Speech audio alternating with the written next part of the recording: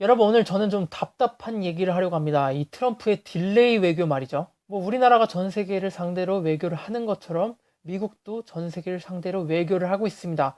하지만 우리나라와 밀접한 관련이 있는 미국의 외교는 미중 그리고 북미, 저는 이것에 초점을 둬서 오늘 얘기를 하려고 합니다. 그래서 이 두 가지에 대한 트럼프 외교를 조금 분석을 해볼 건데요. 사실 트럼프 대통령은 이미지가 굉장히 많이 변해왔습니다. 당선 이전에는 미치광이었고요.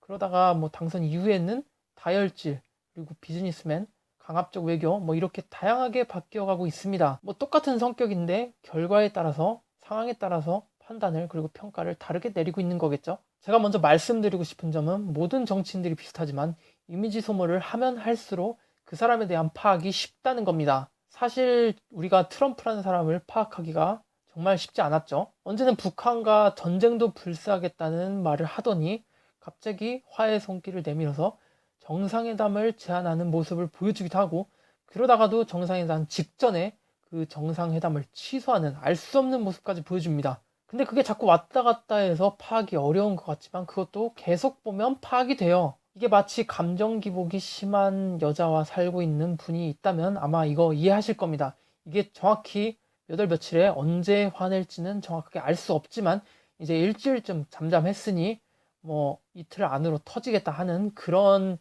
불안한 감이, 그러니까 뭐 많은 언론도 그렇고 저도 그렇고 이미 트럼프에 대한 파악이 이런 면에서 거의 대부분 끝났다고 생각이 듭니다. 트럼프 대통령은 의외로 굉장히 솔직합니다. 일단 자신이 자신 있고 정말 할 수 있다고 생각하는 것에 대해서는 과격한 언행을 동반합니다. 그러나 뭐 자신이 좀 시간을 끌어야 된다든지 아니면 자신이 없는 것을 대할 때는 뭐 행동이라든지 발언 굉장히 유하게 변합니다. 이건 제 개인적인 의견입니다. 그러니까 저는 저만의 트럼프 공식을 세웠습니다.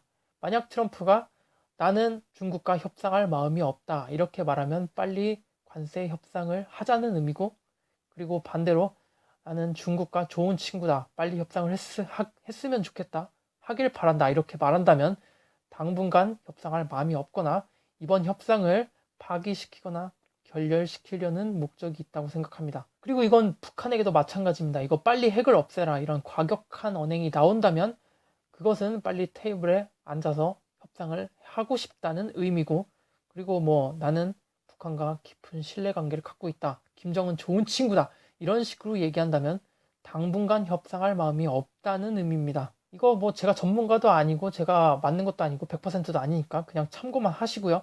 근데 저는 이걸 깨달은 순간 이 뭐 미중 협상이라든지 북미 대화 이런 게 싹 다 재미가 없어졌습니다. 그래서 요즘 북한에 대해 언급하는 거 뭐 별로 언급도 안 하고 있지만 트럼프 대통령이 거의 언급하면 항상 이럽니다. 나는 북한을 믿고 있다, 신뢰관계를 갖고 있다.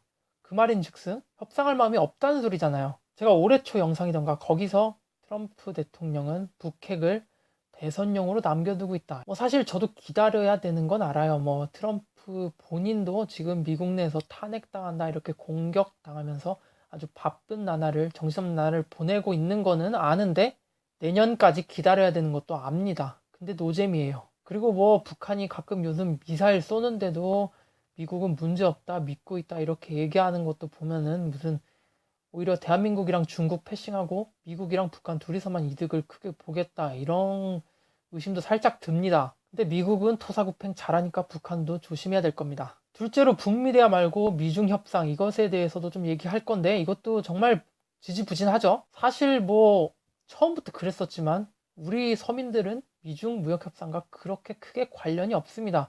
우리나라에서 그 미중 협상에 관련 있는 사람이라고 한다면 미국, 중국과 관련된 기업, 그리고 뭐 증권가 이 정도겠네요. 그 요즘 미중 협상은 그냥 주가 떨어뜨리고 빨리 싸게 사고 싶을 때 미중 협상 결렬시키고, 그리고 이제 수익 실현하고 팔아먹고 싶을 때 다시 미중 협상을 재개하는 거 아닌가 이런 소리가 나오는 정도로 미국이나 중국이나 뭐 협상은 관심도 없고 안중에도 없고 그냥 전 세계 이목만 끌고 있으면서 그냥 몇 개월에 한 번씩 뭐 몇백 달러 그냥 관세 유예 이러면서 스몰딜로 연명만 하고 있어요. 이게 뭐 더 이상 협상이 목적이 아니라 다른 목적이 있는 게 아닌가 하는, 돈을 풀고 물가와 관세를 올려서 미국 최고의 약점이나 다름없는 중국 보유 미국 국채, 이게 지금 일본이 최고 국채 보유국이 됐긴 했지만 그래도 중국이 보유한 미국 국채 막대합니다. 그것을 견제하려는 미국의 그리고 넘어진 김에 쉬어간다고 성장을 멈추고 조용히 내실을 다지고 있는 중국과의 조용한 신경전이 펼쳐지고 있는 중입니다. 이거는 제가 나중에 미중 패권 전쟁에 대해 얘기를 하게 되면 그때 언급을 또 할 수 있을 것 같습니다. 정리합니다. 미중 협상과 북미 대화의 트럼프의 외교에서 과격한 발언은 협상의 속도를 그 템포를 올리고 싶은 의미가 담겨져 있고 반대로 신뢰를 강조한다면 그 템포를 늦추고 싶어하는 그리고 딜레이를 시키고 싶어하는 그런 의미가 담겨 있습니다.